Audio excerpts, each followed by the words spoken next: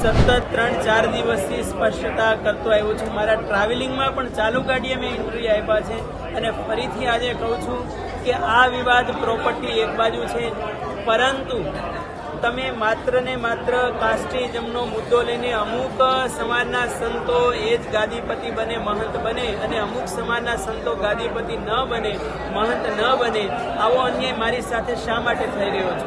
હું તો વરિષ્ઠ પત્રકારોને પણ કહું છું કે ગઈકાલે મેં 2-3 પત્રકારોને સાંભળ્યા, બાપુ અમુક જ્ઞાતિનું જ બોલે છે, પણ હું એ જ્ઞાતિમાંથી આવું છું, એનો શિકાર હું થઈ રહ્યો છું.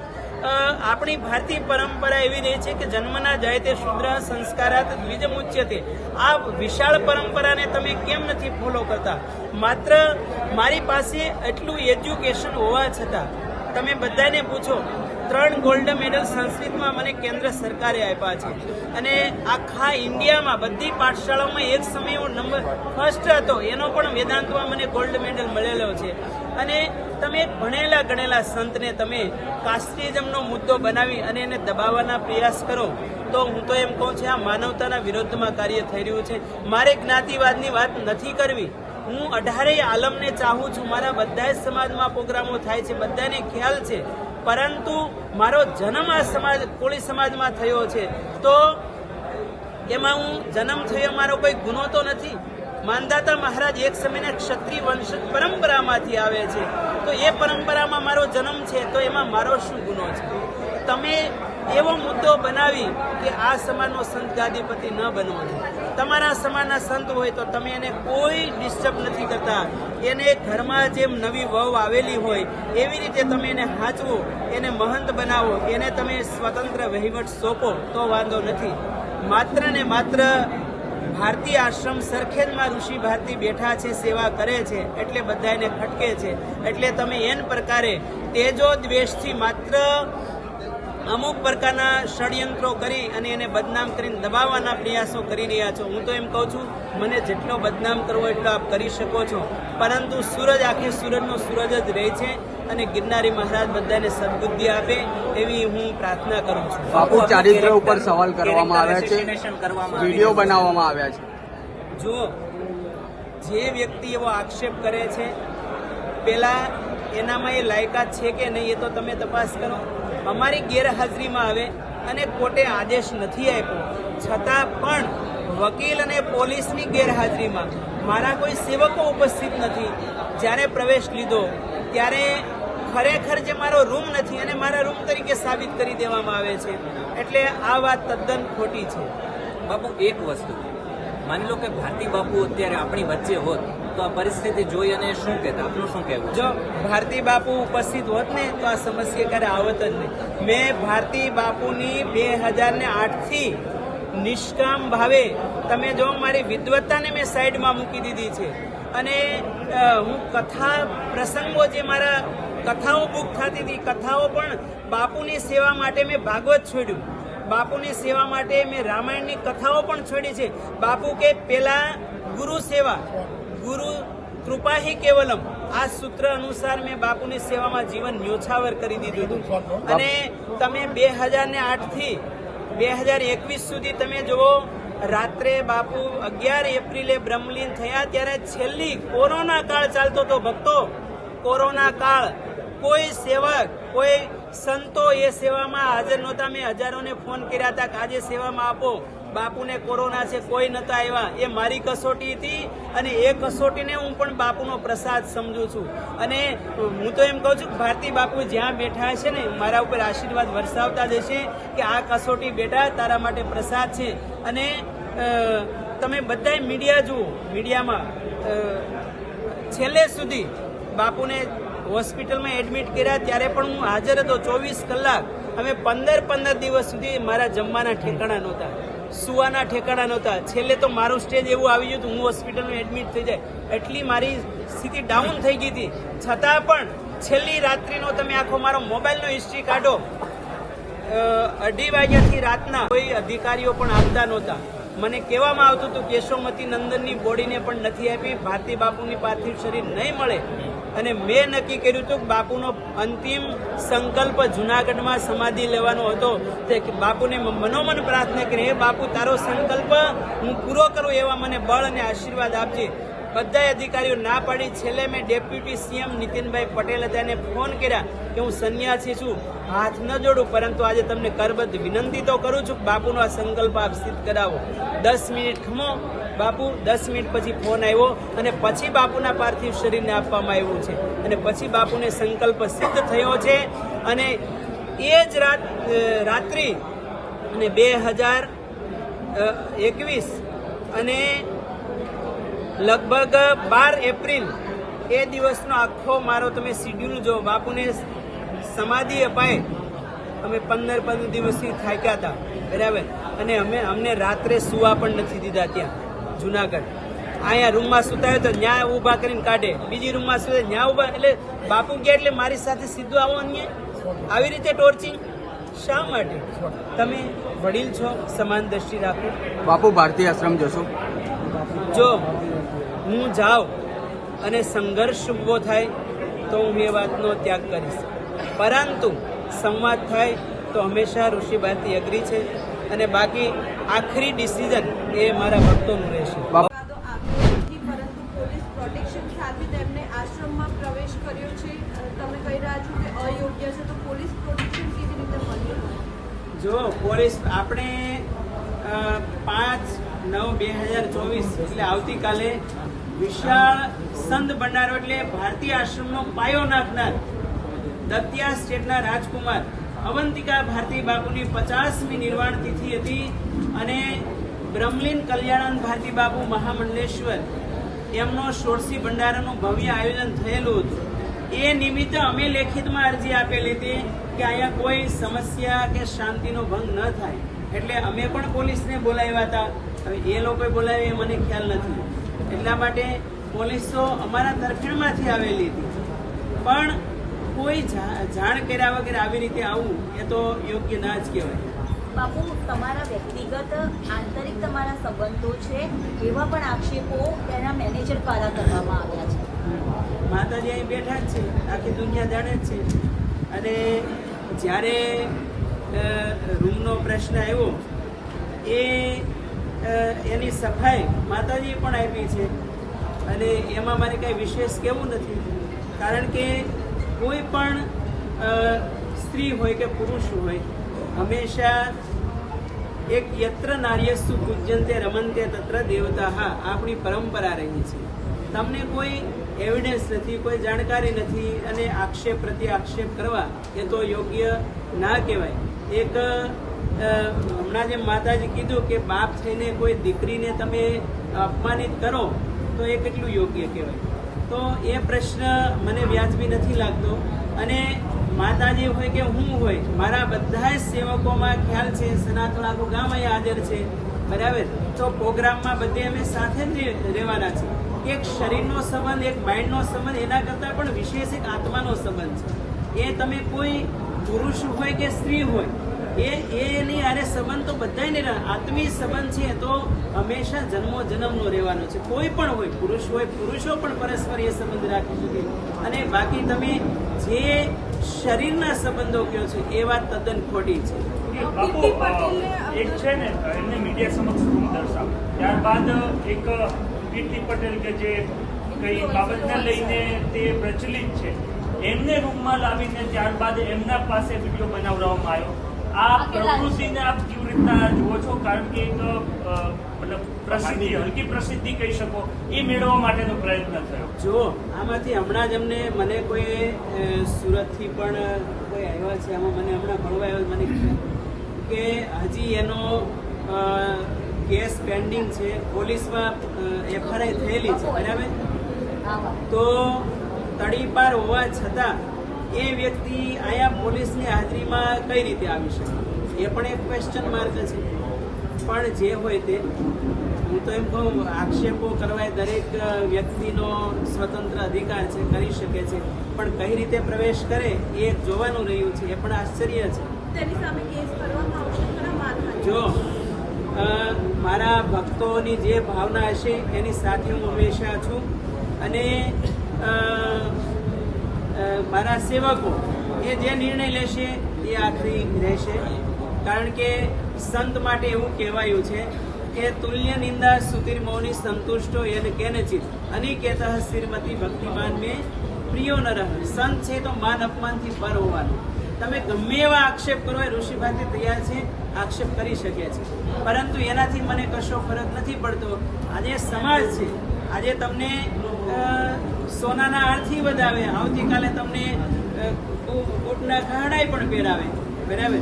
એટલે એ એક જે લોકો સંતની વાસ્તવિકતા નથી જાણતા એ લોકોની માનસિકતા એવી રહી છે.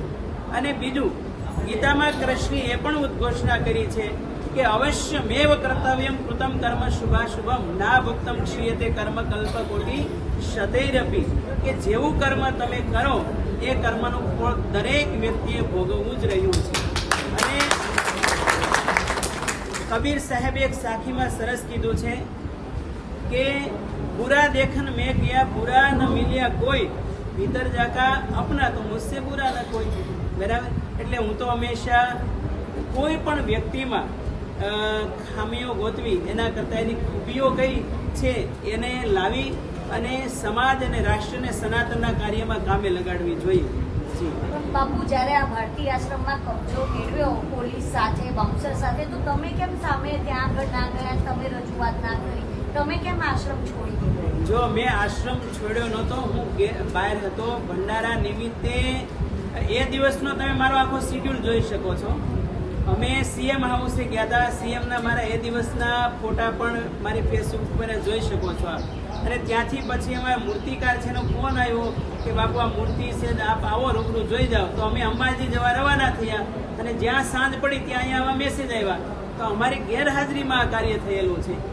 તો પછી જો જઈએ તો આખું સંઘર્ષમય વાતાવરણ થાય. હું સંઘર્ષનો વ્યક્તિ નથી, હું વિવાદનો વ્યક્તિ નથી. હંમેશા સંવાદ થાય, સંઘર્ષ કરતા ઉત્કર્ષ થાય.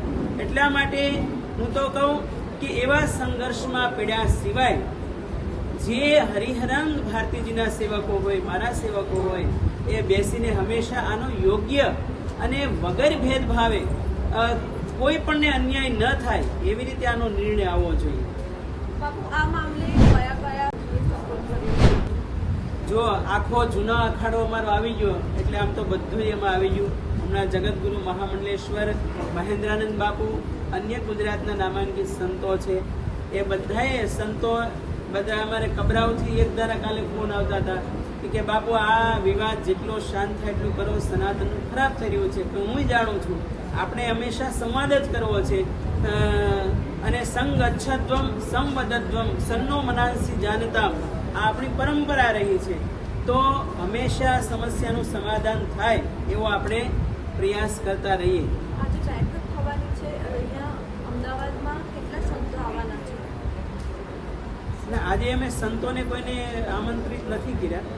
અમે કોઈને આજે એ બાબતમાં તો સંતો હજી નક્કી થશે, તારીખને સમય ત્યારે મળીશું. હજી કોઈ તારીખ નક્કી નથી થયેલી. આજે તો ભક્તોએ સ્વયંભૂ બધા આવ્યા છે. બાપુ તમે હાજર રહ્યો. ભારતી બાપુ કી જય! ભારતી બાપુ કી જય! લક્ષ્મી માતાજી કી જય! લક્ષ્મી માતાજી કી જય! ઋષિકેશ બાપુ કી જય! કાકુ, ગાંધીને લઈને વિવાદ તો ઘણા સમયથી હતો, અગાઉ સમાધાન પણ થયું, પણ તમને એવો અણસાર હતો કે આવી રીતે આવીને આ ગાંધી પરિષદને લઈ લેશો? જો મને ખ્યાલ જ નહોતો. ઘણીવાર એવું બને કે કોઈ પણ કાર્યક્રમ હોય તો હું આશ્રમમાં ઉપસ્થિત ન હોઉં અને તો એની સ્થિતિ એવી ને એવી રહેશે. કારણ કે ફરી કહું છું કે લાભા લાભો જયા જયો સમત્વમ યોગ મુચ્યતે.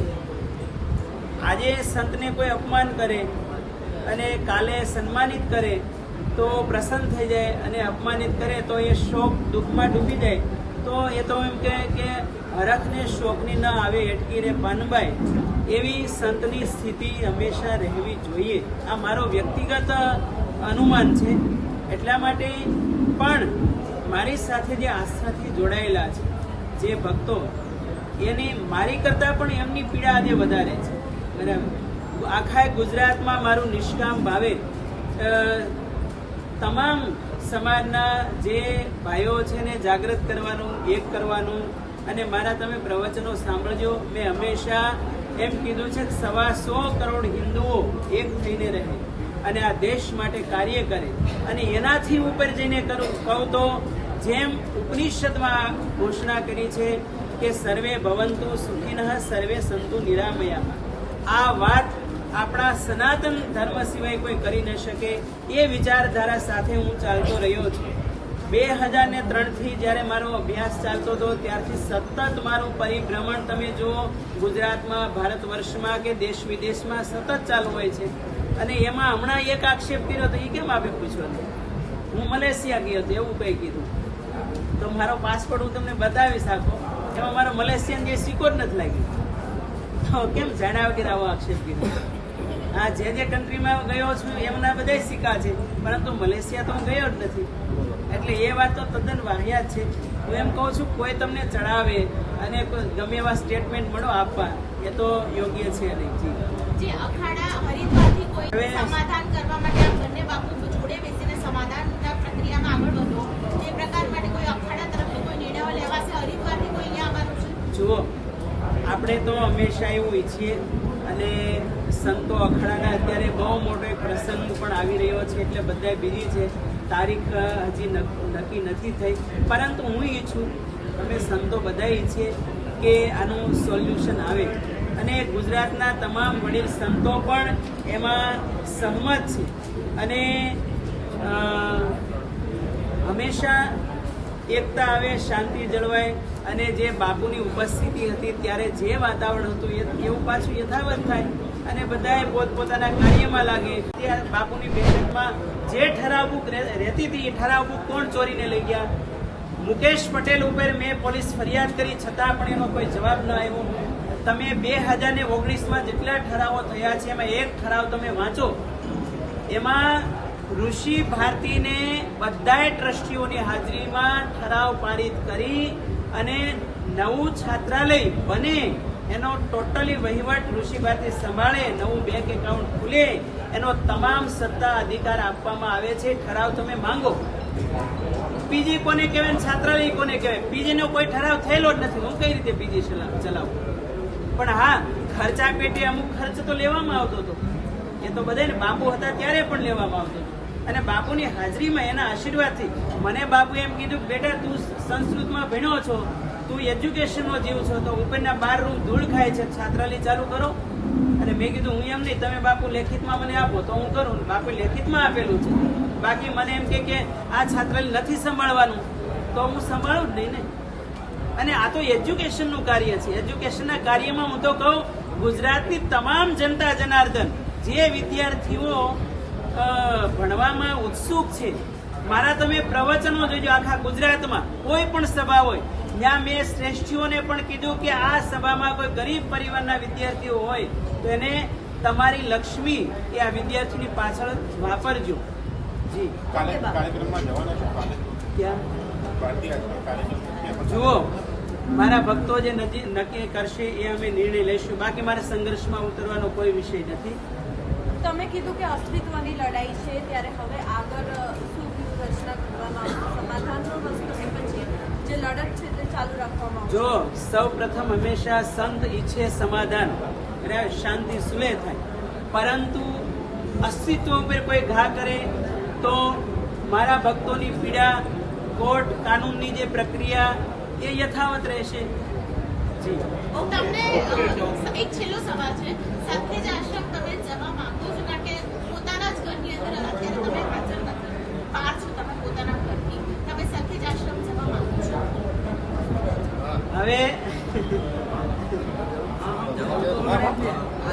તો અત્યારે આ વિવાદને લઈને તમે અત્યારે બહાર છો, તમે મારે કોઈ સંઘર્ષમાં ઉતરવું નથી. હું સંઘર્ષનો વ્યક્તિ નથી અને હંમેશા સમાજ થાય એના માટે મારા પ્રયાસો રહ્યા છે. એટલે ભારતીય આશ્રમના હરિયાણજીના સેવકો હોય કે મારા સેવકો હોય કે માતાજી સાથે જે શ્રદ્ધાથી જોડાયેલા હોય એ તમામ સેવકોને હું મારી કરબદ્ધ વિનંતી છે, મારો અંગત અભિપ્રાય છે કે કોઈ સંઘર્ષમાં ઉતર્યા વગર એ શાંતિથી કેમ પ્રયાસો થાય એના આપણે બધા સહિયારા પ્રયાસો કરતા રહીએ. બાકી પછી જે ભક્તો નિર્ણય લેશે એ એમની ભાવના છે, એ એમનો નિર્ણય રહેશે. એટલે અત્યારે તમે ના જતા એવું તમને અખાડામાંથી કોઈ બાપુએ હરિગીરી ના, બાપુએ કે બાપુએ કોઈએ સંઘર્ષમાં ન ઉતરતા અત્યારે તમે ના જતા આમાં કોઈ સ્ટેટમેન્ટ આપણે તમને સમજાવટ કરી હોય આવી કોઈ વાતની? મેં જવાબ તો આપ્યો છે, તમે એનો એ પ્રશ્ન પાછળ પૂછો. બરાબર છે પ્રેમ? ચાલો બોલ. અમારો આ સનાતન ગામ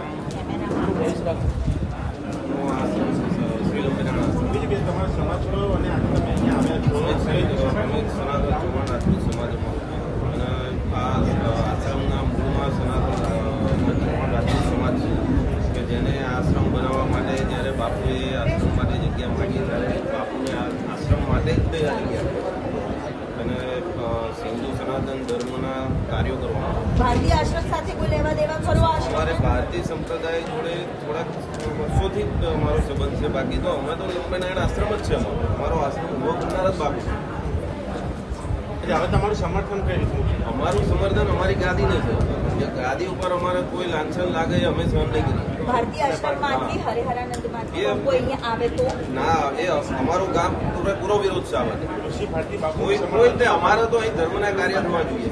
જે રીતે સરખેજ આશ્રમમાં બાઉન્સરો અને પોલીસ પ્રોટેક્શન સાથે પ્રવેશ કર્યો હતો, રાતોરાત એ જ પરિસ્થિતિ અહીંયા ઊભી ના ના, એ તો અમે કોઈ પણ સંજોગોમાં ના ચલાવીએ. કોઈ આજ સુધી કોઈ કબજો નથી કરવાનો. પછી શું કરવાનું? શું કરશું આવું? હવે ખુલ્લે આમ ગામ અમારે આખું આવશે અહીંયા. ઋષિ ભારતી બાપુ અહીંયા છે એમનું સમર્થન એમને સમર્થન તમે કરો છો? અમારું પૂરું સમર્થન બાપુને માતાજીને અમારું પૂરું સમર્થન. આવા સાધવી ઉપર આવા કોઈ આક્ષેપો કરે તો આ એક તો સનાતન ધર્મની અંદર કોઈ પણ વ્યક્તિ હોય એને બીજું જોવાનું થાય. તો મારે મારો પક્ષ રજૂ કરવો છે કે મારી ઉપર એક ઇન્જામ આવ્યો છે કે માતાજીની એક દીકરી છે. આ અમારી એકતા અહીંયા બેઠી છે, એના પપ્પા નાની હતી ત્યારે એક્સપાયર થઈ ગયા છે, ગુજરી ગયા છે. આના પપ્પા અત્યારે નથી. જ્યારે નાની હતી ત્યારે તો આના પપ્પા નથી, એના મમ્મી હતા, એને બીજી લગ્ન કરાવી દીધા. તો આ એક નિરાધાર બાળક કહેવાય. શું કહેવાય? એક આ હ્યુમેનિટીનું કાર્ય છે. ઋતંબરા દીદી છે, કેટલી દીકરીઓ એની પાસે છે. ગીતા દીદી છે, કેટલી દીકરીઓ એની પાસે છે. તો હું કોઈ એવું ખરાબ કાર્ય મેં નથી કર્યું જીવનમાં. અને આજ મારી એકતા અહીંયા મારી સામે છે એટલે હું મારો પક્ષ રજૂ કરવા જનતાને એમ થાય કે માતાજી વિશ્વેશ્વરી માતાજી શું છે, મારા આ કરવું પડે એ પણ મને બહુ દુઃખની વાત છે. અને ગુરુ છે એ પિતા સમાન છે. અને જો પિતા ઉઠીને એમ કે આના અંદરના કપડાં તો મેં અત્યારે પણ લેગીસ પહેરેલી છે, અંદર એ કપડાં પહેરેલા છે, કેમ કે હું એક લેડીઝ છું. અને મારી હારે મારા ઘણા ભક્તો રહે છે. અને હું સાધવી થઈશું તો આશ્રમમાં મારો રૂમ નહીં હોય તો બીજી ક્યાં હશે? તો હું આશ્રમમાં ન રહું તો હું ક્યાં જાઉં? જ્યારે 15 જૂના કાળમાં દીક્ષા થાય તો સાધવી બનતા હોય છે. અને તોય આવા ઇન્જામ આવે તો મને ખૂબ હૃદયથી એક દુઃખ થાય છે. અને જે ટોયસ રમકડા છે હું સ્વીકારું છું, અમારી એકતાના છે. અને બધા ભક્તોએ આપેલા છે મારી એકતાની ગિફ્ટમાં. અને મારી હારે બીજી પણ છોકરા નાના નાના હોય છે. તો હું કોઈ ખરાબ કામ નથી કરી રહી. જેના મા બાપ ન હોય એ આશ્રમમાં જ મોટા થતા હોય. સીતાજી હતા તો નાના નાના લવકુશ મોટા થતા હતા. તો આશ્રમમાં બાળકો તો હોવા જોઈએ. કોઈ મારું ખરાબ કામ નથી. તો મને આ વસ્તુ ત્યાં 3 દિવસથી બહુ અંદરથી વિચલિત છું કે પરમાત્મા, પ્રોપર્ટીનો મામલો અલગ છે, તમે કબજો લઈ લીધો એ વસ્તુ અલગ છે, પણ મારી ઉપર આ વસ્તુ મને બહુ દુઃખ થાય છે. એક મારો બાપ છે, મારી આનંદ બાપુ છે. બાપ ઉઠીને દીકરીના કપડાની વાતો કરાવે કેટલું રહે છે. હું બીજું કાંઈ કોઈને ન કહતો, બધા મારી એકતા છે, મને જ્ઞાન આપું છું. એકતા હરિગીરી નંદની બોલમાંથી કોઈક મસ્ત બોલશે તમે સાંભળજો હું કેવો સંસ્કાર આપું છું. બોલો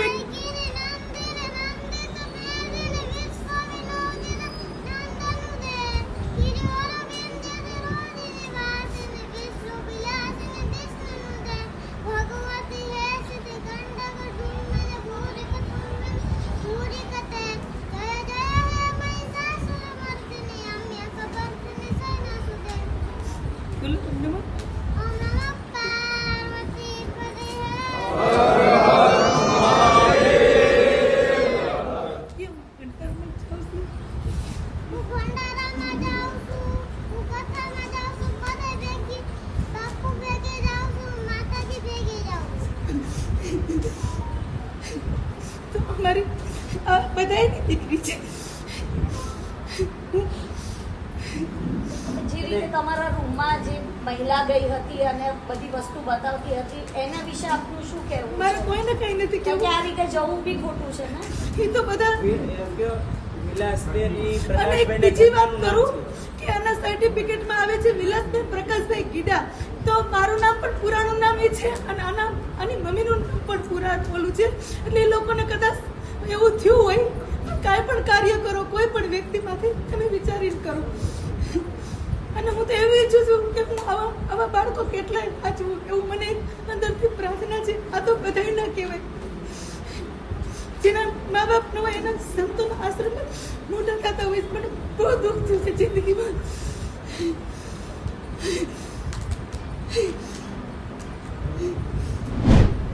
વિવાદ બાદ હું એટલી બધી અંદરથી વિચલિત થઈ ગઈ કે ઓચિંતાનું મારી ઉપર શું થયું. અને આશ્રમમાં રહેવાનો મને હક હોય. હું સાધુ છું, હું પણ શિષ્ય છું, હું પણ એક સાધુ છું. મોટા બાપુ જ્યારે હતા વિશંબર ભારતી બાપુ, હું ત્યારથી છું, અત્યારે નથી એવી. મોટા બાપુ મને ખૂબ લાડથી રાખતા. તો કોઈ પણ દીકરી સંતો થાય, સાધુ બને અને આવું થાય, બહુ દુઃખ થાય છે હૃદયમાં. કેમ કે એક સંસાર મૂકી અને સાધુ થતા હોય છે. તમને સાધ્વી પક્ષથી પણ હટાવવામાં આવ્યા છે. ના ના, એ વસ્તુ ખોટી છે. અમારા એક લેટર એક નોટિસ બી આવી હતી, એમાં આપને કોઈ પણ લખી ના શકે. મને ઓલું વિડીયો આપો તો બાપુ. અમારા પંચસ્તંભ જૂના અખાડા નક્કી કરતું હોય છે. એવું નોટિસમાં એવું હતું કે તમને સાધ્વી નહીં, અમારા અખાડામાં હટાવવામાં અમારા હરિગીરી મહારાજજી છે, ગુરુજી, એનું સ્ટેટમેન્ટ છે. હું તમને આપું છું. એમાં તમને મહાન થશે કારણ કે લાંછન લગાવવામાં આવ્યું છે ત્યારે. માતાજી હું મારો પક્ષ રજૂ કરી, મારી ભાવના બધા સમજશે. માતાજી જે બધા વસ્તુઓને બધું મળ્યું છે એના વિશે શું કહેવું છે? કારણ કે સાધુ થયા પછી અમુક નીતિ નિયમો હોય છે, અમુક વસ્તુનો ત્યાગ કરવાનો હોય છે, શું કહેવું? હું સાધુ છું, અત્યારે મેં આ લેગીસ પહેરી છે, તમારે કાઢી નાખું. મારા અંદરના કપડાં હોય તો હું પહેરી જ શકું ને. આ મને સવાલ કરો ને તો પણ મને દુઃખ થાય છે આ વસ્તુ. એક એવું થયું, દ્રૌપદીના ચહેરા થતું હતું એવું સાધુ થઈ ગયું. માતાજી એમાં એ વિડીયોમાં જે મહિલા બતાવતી હતી ને એ મહિલાનો એવો આક્ષેપ છે કે રૂમ બાપુનો છે, એટલા માટે આ તમને પૂછે છે. કોઈ ઈરૂમ મારો છે, વિશંબર બાપુ હતા ત્યારથી.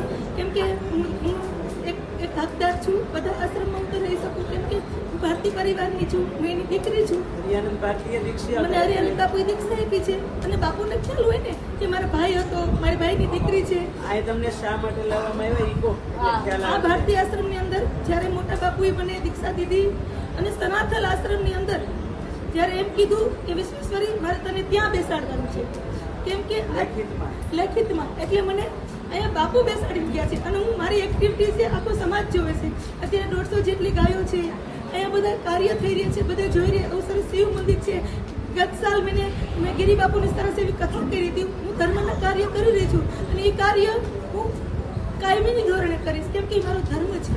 મારો ધર્મ કોઈને ટીકા ટિપ્પણી કરવું નથી. એટલે હું એ વાતમાં એક શબ્દ નહીં બોલું. મારા વારામાં જેને જે બોલવું એ બોલી શકે. કેમ કે વ્યક્તિ હંમેશા કોઈ પણ સ્વતંત્ર હોય. સનાતન ધર્મમાં આ પ્રકારે કોઈ આશ્રમ ઉપર પહોંચવું અને પછી આ પ્રકારે કોઈ વિવાદિત સ્ત્રીને ત્યાં અંદર પ્રવેશ કરવા દેવી, આખો સમગ્ર મામલો છે આશ્રમનો. એમાં ચેરિટી કમિશનમાં પણ આ પ્રકારનો એક કેસ ચાલ્યો છે. ત્યારે આને લઈને તમે કોઈ કોર્ટમાં કે ક્યાંય રજૂઆત કરશો? કોઈ કાયદાકીય પગલાં લેવાની તૈયારી ખરી જે વકીલો કહેશે એ પ્રમાણે થશે. તમે તૈયાર છો કોર્ટ કેસ કરવા માટે? કોર્ટ કેસ અમારું શરૂ જ છે, કરવાનું નથી, ચાલુ જ છે. અમે ત્યારે એ તો વિવાદ જમીનનો છે ને માતાજી. આપનું અપમાન થયું છે, આપનું અપમાન થયું છે. માનહાનિનો કોઈ કેસ કરવાના છો? ભક્ત નક્કી કરશે બધું.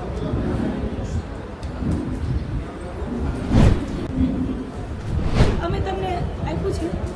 છતાં બી તમારા બાઇટમાં અમને વર્ઝન જોઈએ છે. અખાડાઓ સાથે જે બેઠક થઈ, બેઠકમાં તમે શું નિર્ણય કર્યો? શું નિર્ણય છે કે તમે બાપુનો, કેમ કે અખાડાનો બીજો કોઈ નિર્ણય કે કંઈક એવું છે જ નહીં. કેમ કે અખાડાના સંતો છે, તો અખાડા કે વિશ્વેશ્વરી માતાજી અને ઋષિ ભારતી બાપુ આજ પણ મંગલેશ્વર છે અને રહે, કેમ કે એનો અખાડાનો વિષય છે ને. તમે ક્યાંય લગ્ન કરીને પહેણી જાઓ તો આખું કુટુંબ ગયું, એમ અખાડો છે અમારું કુટુંબ છે, અમારો પરિવાર છે, તો આખો પરિવાર કેવું થાય ને. કેટલા બાપુઓનો સપોર્ટ મળ્યો તમને, કેટલા મહારાજનો સપોર્ટ મળ્યો? જો એક સાધુ છે, સાધુની જિંદગી આંતરિક હોય, અંદર એ અકેલા આખી દુનિયા હોય પણ એ અંદરથી અકેલા ઈશ્વર પ્રતિ જ જીવતા હોય છે. અને જેને ઈશ્વર પ્રતિ જીવવું છે, જેના પ્રતિ જેને જેની સેજ નહીં, તો આ વસ્તુથી હું અત્યારે હું અપસેટ એટલે માટે છું કે સંતો થઈ અને આથી આવું થયું એટલે. બાકી મને આ વસ્તુ કંઈ અસર નથી કરતી એટલી, પણ એકતાનું નામ આવ્યું એટલે મારે કહેવું પડ્યું. જેટલા પણ મહામંડલેશ્વર છે સનાતન ધર્મની વાત કરી રહ્યા છે, સનાતન ધર્મને આગળ વધારવું જોઈએ. અત્યારે તો ભાગલા જ પડી ગયા છે સનાતન ધર્મની અંદર જ, ખાસ કરીને જે જગ્યા ગાદીપતિ કોણ બનવું, આશ્રમ કોના નામ પર થશે, આવા પ્રકારના આક્ષેપો વારંવાર થઈ રહ્યા છે. તમારું એની પર શું કહેવું છે? જો બેન, આજે વિવાદ નથી કર્યો, કાલે નથી કર્યો, ત્યાં જ રહેતા હતા બાપુને કરી છે. અને એ લોકો આવ્યા છે અંદર, બાપુ તો કંઈક વિચાર નથી. અને એને જોતું હોય બધું.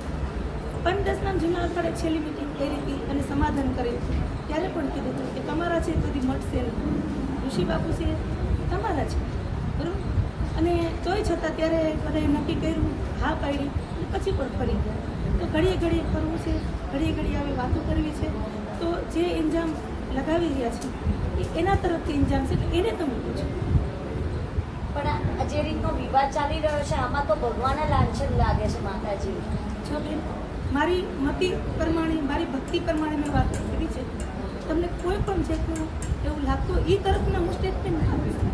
હું મારું ખુદનું સ્વતંત્ર મારું સ્ટેટમેન્ટ આપી શકું, બીજાનું કેમ આપી શકું? હું તમારી જ વાત કરું છું. સનાતન ધર્મને લઈને તમે પણ કીધું કે તમે ઘણી બધી કથાઓ કરી છે, તમે ઘણા બધા લોકોને ધર્મ પ્રત્યે લાગણી થાય એ પ્રકારના તમારા પ્રયાસો રહ્યા છે. હવે જ્યારે સનાતન ધર્મની અંદર જ આવા પ્રકારના ભાગલા પડી ગયા હોય, આવા પ્રકારના આક્ષેપો થઈ ગયા હોય, તો ક્યાંક સનાતન ધર્મ પાછળ લોકોની લાગણી પાછી ખેંચાય છે એવું તમને લાગે છે? કારણ કે હિન્દુ મુસ્લિમના કેસ આપણે અત્યારે કરી, આતંકવાદની વાત કરી રહ્યા છે, સનાતન ધર્મની અંદર જ આ પ્રકારના ભાગલા, આ પ્રકારના આક્ષેપ પ્રત્યાક્ષેપ. જો એવું છે બેટા, ઘણા સંતના કપડાં પહેરીને પણ સંત જેવી જિંદગી નથી થઈ શકતી. અને ઘણા બાહ્ય કપડાનો કોઈ સવાલ જ નથી, સ્થિતિથી સંત થવાય છે. આપણે ઘણા સંતો જોઈ જ છે, રજનીત થઈ ગયા, બધી જાતના કપડાં પહેરતા, આખી દુનિયા નથી શીખવાની. સંત સ્થિતિથી થવાય, કપડાથી સંત નથી. એટલે એમ કે વેસ્ટર્ન કપડાં પહેરી શકે સાધુ સંતો, કારણ કે વેસ્ટર્ન કપડાં બધા મળ્યા છે. મેં કીધું ને, મારી અંદરની આ લેગીઝ છે એ છે, બાકી મારા ભેગી શોભા રહે છે, બીજી બધી હું બધી દીકરીઓ એમાં ના ઘસેડી શકું, એટલે મેં તમને પ્રમાણ આપી દીધું છે. આજે અહીંયા ક્ષત્રિય સમાજ, કોઈ સમાજના લોકો ભેગા થાય છે, તમારા સમાજમાં બાપુના સમર્થનના આ વિવાદનો મામલો કે શું જનતા સાથે શું ચર્ચા? જો કોઈ પણ ભક્તો હોય, કોઈ પણ હોય, તમારા સગાવાલા હોય, ભક્તો હોય, કે કંઈ પણ દુઃખ આવ્યું હોય, તો એ લોકો આવીને તમે સહાનુભૂતિ તો દે કે ચિંતા કરતા નહીં, અમે તમારા બધા ભક્તો છીએ. એટલે એ હિસાબેથી બધાએ આનંદથી બધા અહીંયા આવ્યા છે. બીજું બધું ઋષિ બાપુ બાપુ ક્યાં